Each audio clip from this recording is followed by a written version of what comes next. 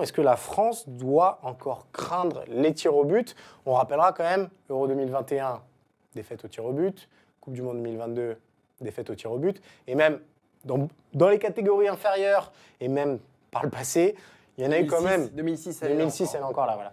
Il y a quand même culturellement un problème autour de cette question en France. On n'a pas gagné une séance de tir au but depuis 98, le quart de finale face à l'Italie. Voilà. Merci Di Biagio, voilà, qui avait tiré sur la barre.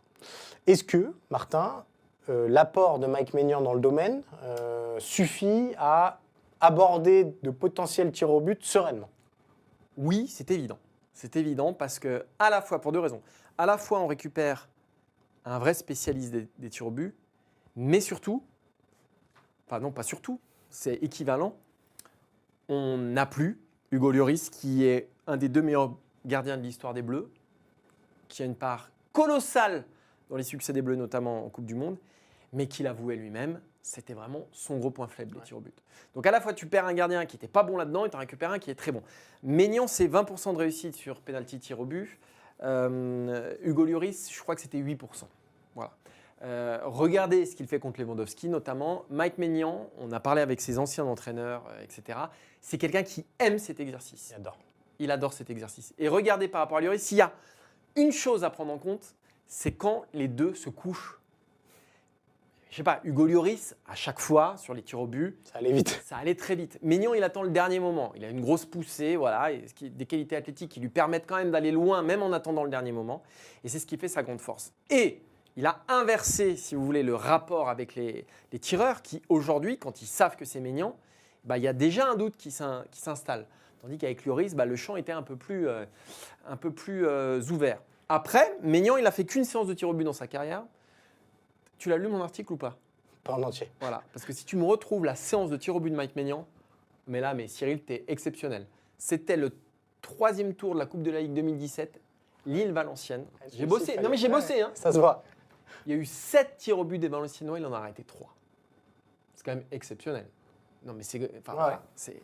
Donc il est fait pour ce truc-là. Ça, c'est la bonne nouvelle. La mauvaise, c'est que notre ami belge, Castells, alors... Voilà, il vaut mieux pas avoir Courtois parce que Courtois, déjà, il tend ses mains, il touche les 2 poteaux. Donc déjà, ça pose un vrai problème. Castells, c'est 26% de réussite sur les pénaltys. Maignan, c'est 20. Voilà. Donc on a aussi le gardien de Wolfsburg, c'est pareil, c'est un vrai spécialiste. Mais on est quand même gagnant in fine parce que même si on arrive au tir au but, on peut se dire c'est du 50-50. Oui. Alors qu'avant, tu l'as très bien résumé avec Lloris, il y avait quand même ce truc de waouh. Et souvenez-vous. Et je veux pas flinguer Lloris, mais lui-même le dit. Hein, mais bien sûr. Mais souvenez-vous de France-Pologne 2022. On a Szczęsny en face et le grand discours polonais, c'est on va tout faire pour aller au tir au but parce qu'on a un monstre dans les cages et on sait qu'en face, ça peut un peu flancher. Là, il n'y a plus ce discours-là et ça peut même se retourner à l'inverse, c'est-à-dire que Mike Maignan, c'est typiquement le genre de gardien qui rentre dans le crâne des attaquants. Tout à fait. Pas uniquement sur des séances de tir au but, mais il a une présence et quelque chose qui... C'est un compétiteur, voilà, c'est un animal à sang-froid. Ouais. Et voilà, dans le match, je pense qu'il peut faire dérailler complètement des attaquants adverses.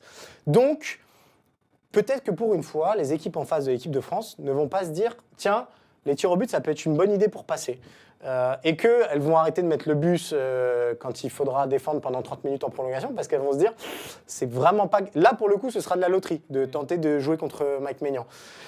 Donc, c'est quand même un gros point fort. Et oui, les Bleus peuvent aborder beaucoup plus sereinement ces tirs au but avec Mike Maignan. Après, sur le cas belge, faut aussi voir les tireurs qu'il peut y avoir en face. Hein. De Bruyne, c'est costaud. Lukaku, s'il va au bout, c'est plutôt costaud. Oui, après, qui finira le match? C'est toujours pareil. Voilà. Parce que Mbappé aussi, c'est costaud. Parce que Wout Faes, par contre, je ne suis pas sûr. Voilà.